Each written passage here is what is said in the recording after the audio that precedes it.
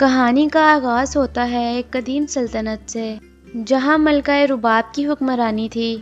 ملکہ رباب اپنی ذہانت، دلیری اور اپنی انصاف پسندی کی وجہ سے مشہور تھی۔ اس سلطنت میں امن اور خوشحالی تھی، مگر ملکہ کی زندگی میں ایک ایسا خوف چھپا ہوا تھا جس کا ذکر کبھی کسی کے سامنے نہیں کیا گیا تھا۔ ایک رات جب پورا محل خاموشی میں ڈوبا ہوا تھا تو ملکہ کو ایک عجیب سا خواب آیا۔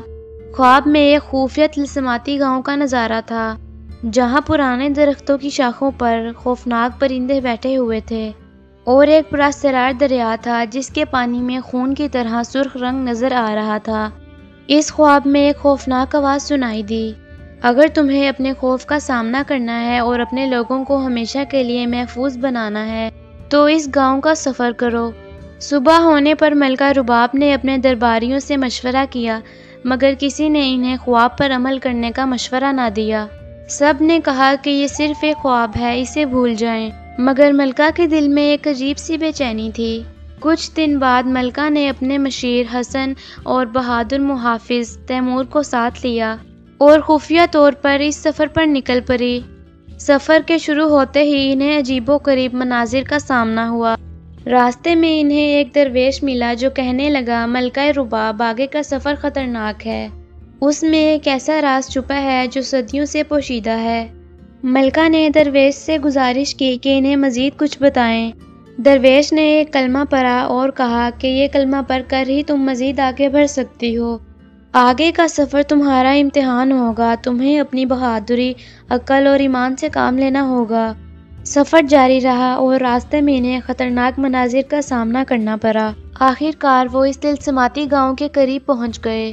گاؤں کی فضا میں عجیب سی کشش اور خوف تھا۔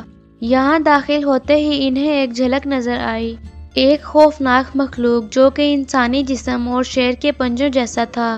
اس مخلوق کی آنکھوں میں خون کی پیاس چھلک رہی تھی۔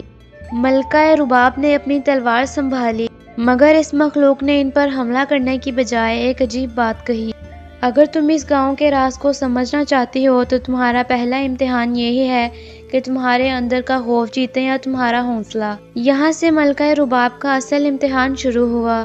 انہوں نے کلمے کا ورد شروع کیا اور دل میں پختہ ارادہ کر لیا کہ وہ کسی بھی صورت ڈر کے آگے نہیں جھکیں گے۔ اسی وقت درویش کے بتائے ہوئے کلمات نے جادو کی طرح کام کیا اور وہ مخلوق اچانک ہی معدوم ہو گئی۔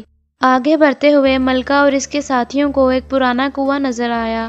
اس کنویں کی گہرائی سے ایک خوفناک آواز آ رہی تھی۔ مشیر حسن نے کہا کہ شاید یہ وہ مقام ہے جہاں گاؤں کا راز چھپا ہوا ہے۔ ملکہ رباب نے بغیر کسی خوف کے کنویں میں جھانکا تو انہیں ایک قدیم کتبہ نظر آیا، جس پر تحریر تھا کہ یہاں وہی داخل ہو سکتا ہے جو اپنے مقصد کے لیے سب کچھ قربان کرنے کو تیار ہو۔ ملکہ رباب نے اس کتبے کو دل کی گہرائیوں سے قبول کیا اور دل میں یہ نیت کی کہ وہ اپنے لوگوں کی حفاظت کے لیے کچھ بھی کرنے کو تیار ہیں۔ تبھی ایک دروازہ نمودار ہوا جس سے روشنی کی کرنیں نظر آ رہی تھی۔ اندر داخل ہوتے ہی انہوں نے دیکھا کہ خزانے سے بھرا ہوا کمرہ ہے، مگر ساتھ ہی ایک اور مخلوق سامنے آ گئی۔ مخلوق کہنے لگی، یہ خزانہ تمہیں تبھی حاصل ہوگا جب تمہارا ایمان تمہارے خوف پر غالب ہوگا۔ ملکہ رباب نے کلمے کا ورد جاری رکھا اور یقین کا مظاہرہ کیا۔